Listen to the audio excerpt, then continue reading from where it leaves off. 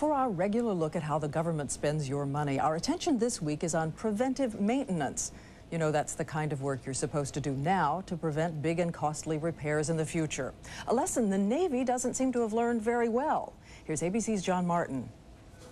This is the Sealift Caribbean, one of 9 tankers leased by the Navy 19 years ago because Congress didn't want to spend money to build or buy them.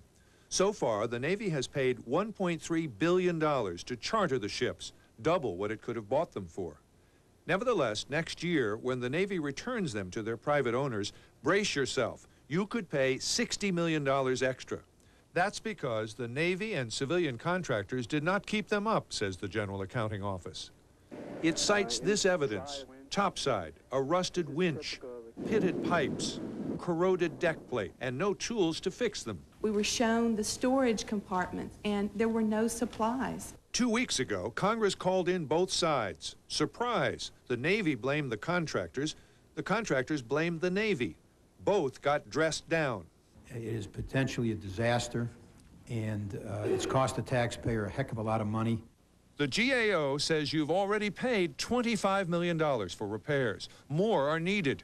Senator Levin said taxpayers are liable for millions of dollars extra because the Navy signed papers capping contractors' liability at less than $300,000.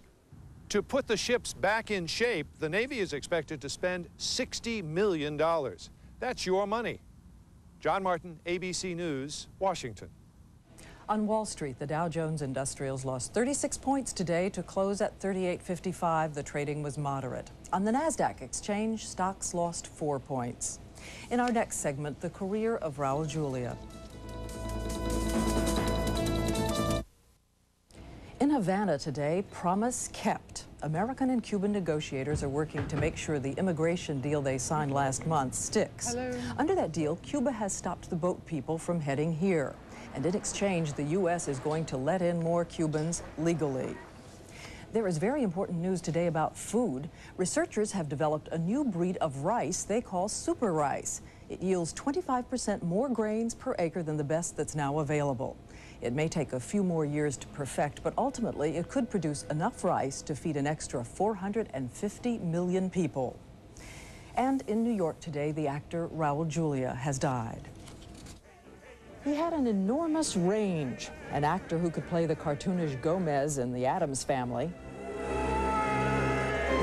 or the tortured political prisoner in Kiss of the Spider Woman. What life offers me is the struggle. Julia, who was born in Puerto Rico, split his time between movies and the stage, everything from Shakespeare to a revival 2 years ago of the musical Man of La Mancha.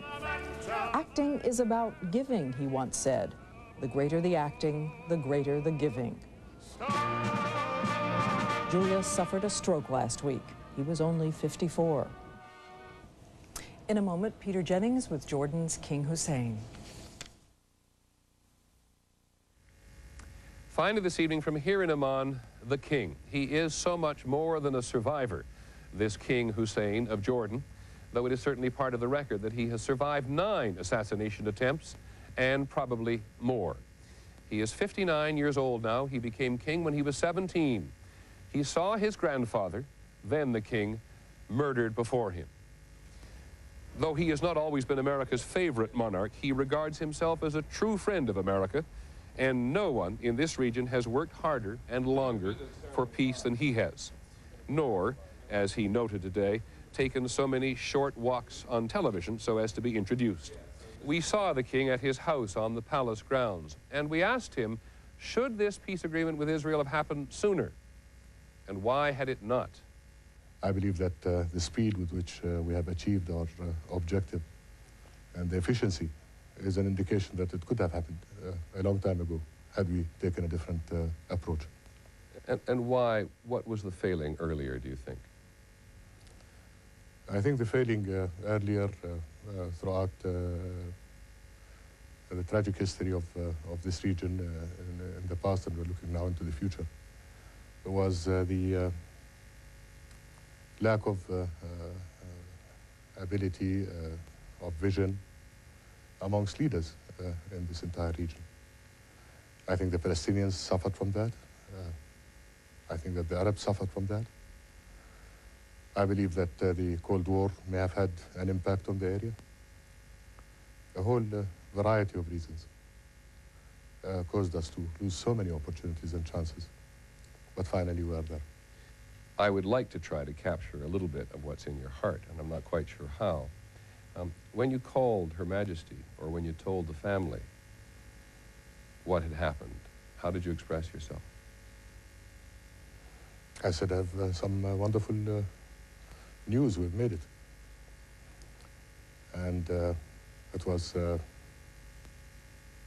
early in the morning after a long night where we went through everything that had been agreed upon, and we modified and adjusted things to the point where we achieved mutual satisfaction. And I felt on top of the world, really, both then and now. President Assad of Syria, as you know, is quite critical of the leaseback arrangement you've reached with the Israelis, by which Israeli settlers remain on Jordanian territory. What do you tell him? I tell him it's none of his business, with all due respect. This is a Jordanian matter, and I hope that he will be able to address his own dimension of his responsibilities as well. But there is nothing of which we are ashamed, nothing over which we are concerned in the least. We have returned our sovereignty over every inch of our territory. And that is the way it stands. So I was really surprised that people began to make comments before even reading the text of the treaty. What are the factors on the horizon that worry you? Muslim extremism? Muslim extremism. I'm a true Muslim, and I know what my religion is, and I know what my faith is. And I know it is entirely different to what some choose to portray as Islam. If there are elements that are willing to ride the wave for political gains, so it is a question of a few here and there. They could create problems, I suppose. But there are people, there are extremists in the region who do not like the way history is being written at the moment by you and the Israelis, and even to some extent the chairman of the PLO, Yasser Arafat. How seriously should their determination to disrupt all this be taken? I think that anyone in a position of responsibility, and people in Jordan, I hope, will take this seriously. And the only answer I can give you is that one has to fear something in life. I fear God, I don't fear man.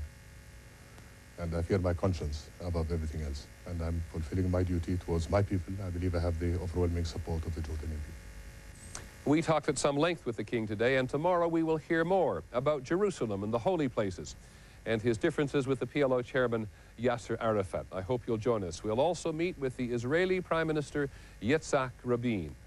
I'm Peter Jennings. Good night from Amman.